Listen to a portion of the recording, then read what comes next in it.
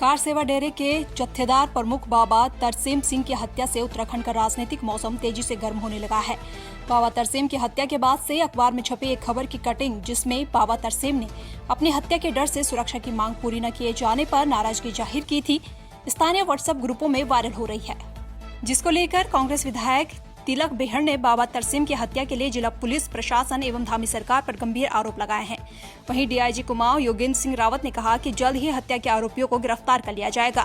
जैसे कि आप जानते हैं, आज सुबह एक दुर्भाग्यपूर्ण घटना घटी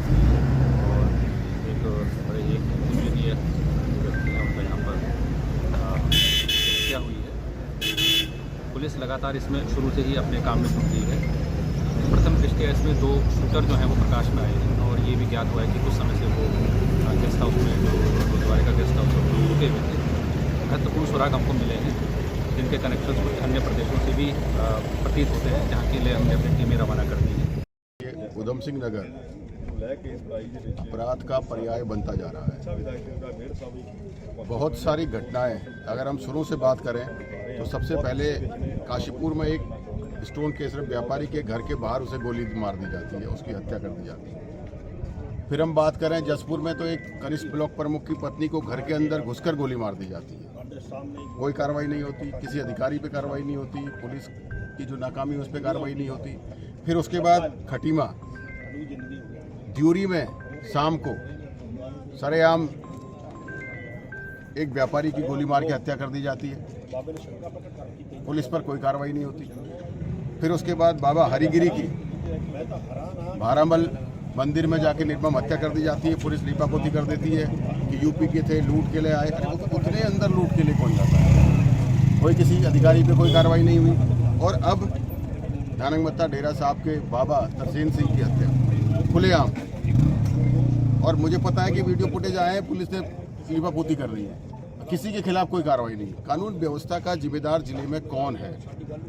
जो लगातार हत्याएं होती जा रही हैं और सरकार उनके खिलाफ कोई भी कार्रवाई नहीं कर रही है। पुलिस का काम कानून व्यवस्था बनाना है, लेकिन यहाँ तो पुलिस भ्रष्टाचार में आकंठ गले तक जो है खुद शामिल है। आप देखिए, अगर खनन कहीं हो रहा है, जायज ना जायज, पुलिस की सहमति से।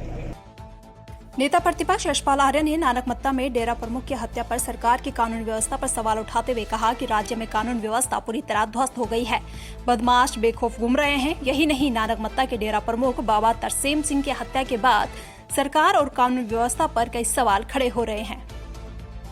देखिए, बहुत ही दुखद घटना है और हम लगातार कहते रहे हैं कि उत्तराखंड में कानून व्यवस्था पूरी तरह से ध्वस्त हो चुकी है। अपराधी बेखौफ हैं, बेलगाम हैं, और नानकमत्ता साहिब गुरुद्वारे के जो डेरा प्रमुख हैं, उनकी सुबह हत्या हो जाती है और अपराधी वहाँ एक हफ्ते से वही उसी डेरे में रह रहे थे और उन्होंने रैकी की और खुलेआम हत्या करके चले गए। आज कल चुनाव का माहौल है, चुनाव है, सीआरपीएफ है, पुलिस फोर्स है, हर जगह पुलिस तैनात दिखाई दे रही है। उसके बावजूद हत्या होने के मायने साफ तौर से हैं। और खटीमा उधम सिंह नगर माननीय मुख्यमंत्री का गृह जनपद भी है और इतनी बड़ी वारदात होती है तो साफ तौर से अपराधियों का राज है और डर और भय समाप्त हो चुका है। अपराधियों में बेखौफ हो चुके हैं।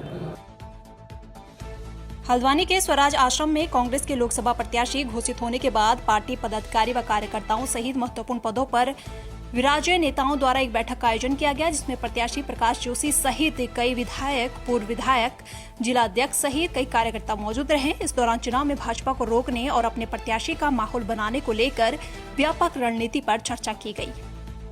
नामांकन हो चुका है, आपका जो चुनाव है वो धीरे धीरे गति पकड़ रहा है, किस तरह से देख रहे हैं चुनाव आपका लगातार आगे की तरफ बढ़ रहा है? बहुत शानदार चुनाव शुरू हुआ है मैं आभारी हूं कांग्रेस के हमारे तमाम परिजनों का, कांग्रेस के कार्यकर्ताओं का। उन्होंने जिस तरह मेरा मनोबल बढ़ाया, जिस तरह से मेरा उत्साहवर्धन किया है, निश्चित तौर पर उनकी ताकत के दम पर हम जनता के बीच मजबूती से जाएंगे और इस चुनाव को जीतेंगे। कांग्रेस मजबूती से 5 लोकसभा सीटों पर लड़ रही है। केंद्रीय विषय हैं, प्रांतीय विषय हैं, स्थानीय विषय हैं। अभी हमने देखा नानक मत्ता क्षेत्र में कल जो हत्या हुई है बाबा तरसेम सिंह जी की, वो साफ दर्शाती है कि इस प्रदेश की कानून व्यवस्था पूरी तरह लचर हो चुकी है। आर्थिक, न्यायिक, सामाजिक व्यवस्थाएं ध्वस्त हो चुकी हैं केंद्र की सरकार के राज में और राज्य की सरकार के राज में। इस राज से छुटकारा पाने के लिए मैं पब्लिक से अपील करता हूं कि भारी पक्ष में कांग्रेस के आप लोग मतदान करें। बाबा तरसेम की जो हत्या हुई है उसमें भी उन्होंने पहले ही लेटर जारी किया था कि 23 दिन पहले बाबा तरसेम सिंह जी ने कहा था मेरी जान को खतरा है। कोई सूद लेने वाला नहीं।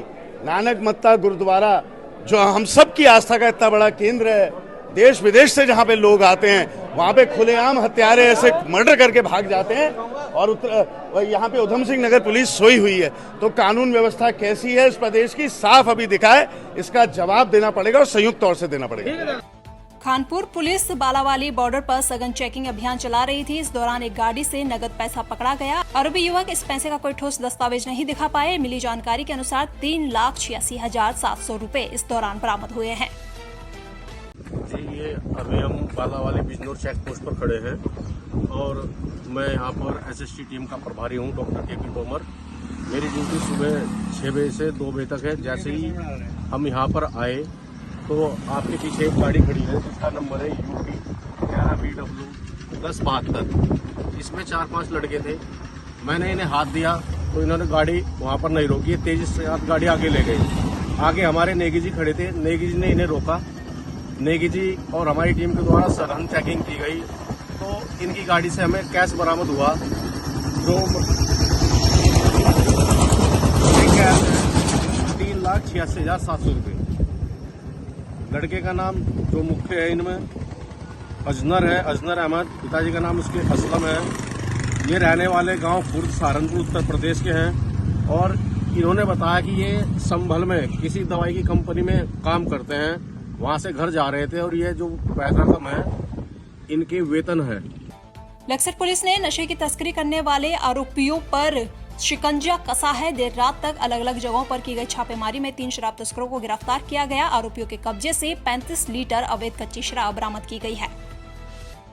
लक्सर पुलिस ने एसएसपी के निर्देश पर अवैध खनन से लदे वाहनों पर कार्रवाई की है। अवैध खनन से लदे 2 ट्रक और 1 ट्रैक्टर ट्रॉली को सीज किया गया। वहीं पुलिस की छापेमारी से माफियों में हड़कंप मचा है। लक्सर पुलिस ने 2 को जिला बदर किया है। आगामी लोकसभा चुनाव को लेकर लक्सर पुलिस पूरी तरह मुस्तैद नजर आ रही है। लक्सर पुलिस ने गुंडा एक्ट में कार्रवाई करते हुए क्षेत्र के फतवा गांव के बबलू को 45 दिन और रायपुर गांव के आदिल को 35 दिनों के लिए हरिद्वार जिले की सीमा से बाहर किया है। साथ ही पुलिस द्वारा दोनों को समय अवधि से पहले हरिद्वार जिले में प्रवेश न करने की सख्त हिदायत दी गई है।